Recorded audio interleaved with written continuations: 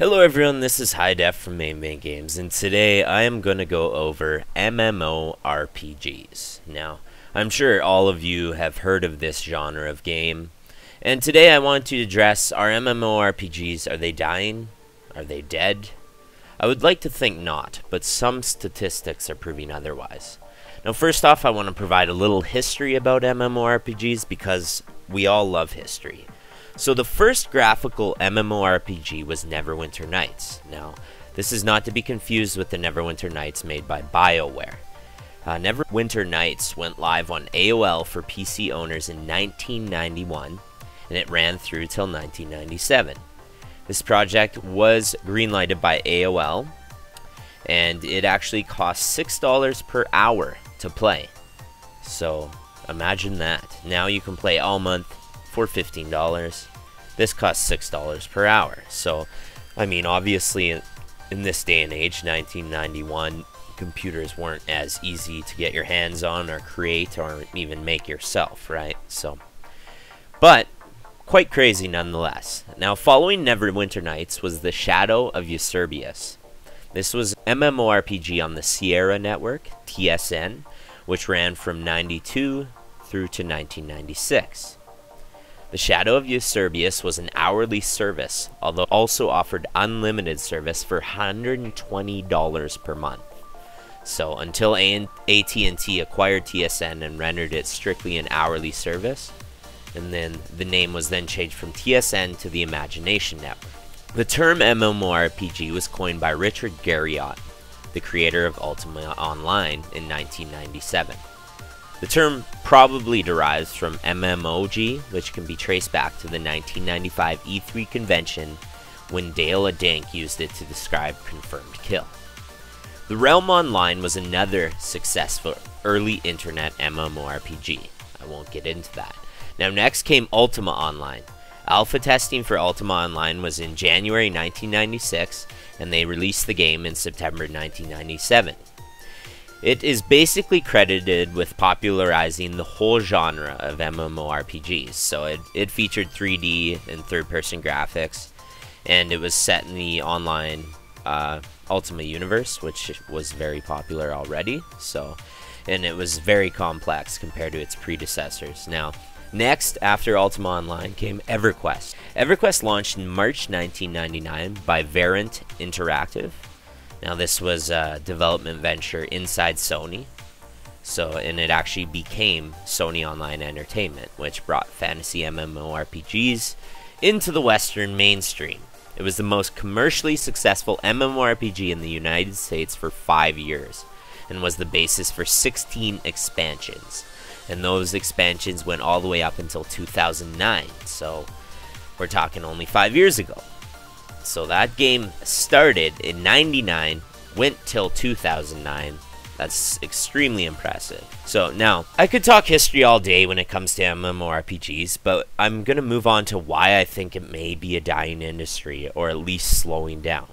Now, even World of Warcraft's subscriber base has been declining since 2010, and as of lately, it actually, in a 3-month gap, World of Warcraft lost 800,000 subscribers. Now, they have a huge subscriber base, but that's still a hit. That's a lot of staff, that's layoffs, that's this, that's that. I mean, yes, it's an older game, but when it first came out, it had less subscribers for the first 5 years than it did in 2010. Now, in 2014, it is down to almost half of what it was in 2010. 6 million subscribers. It was at 12 million in 2010. That's quite the hit. Now, it's easy to argue there have been so many other MMORPGs that have come out since World of Warcraft. That's a true fact. But even in 2010, there was tons of MMOs being released. So you can't really compare those stats. Now, Wildstar released with a bang as well. It had over 200,000 likes on the Facebook page, 32 populated servers. Now, as of mid-September, as I'm making this video and talking about it now, Wildstar is down to 4 servers from 32. Now, that is a drastic reduction in subscribers, and the ADHD MMORPG player is moving on to the next one. Now, I'm not saying we all have ADHD, but when it comes to MMORPGs, I personally have a little bit of it myself. You know, I try it out. I'm like, okay, there's a couple different things, but it's still the same as the last one I played. So I'm going to move on, try another one, see if there's anything new. And you just cycle through. I've went back and played Everquest 2 so many times that, you know, it's just, that's the way of the world here. Now, Elder Scrolls Online, you could say it was one of the biggest MMORPG releases of all time. It has recently laid off numerous employees, like quite drastically. Now, I'm going to say it's far from dead, and the loyal Elder Scrolls fan base is still playing the game. The ADHD MMOs have moved on to one of the other games, Wildstar, Archage, WoW, etc. Elder Scrolls Online is hurt. Blizzard recently canceled Titan.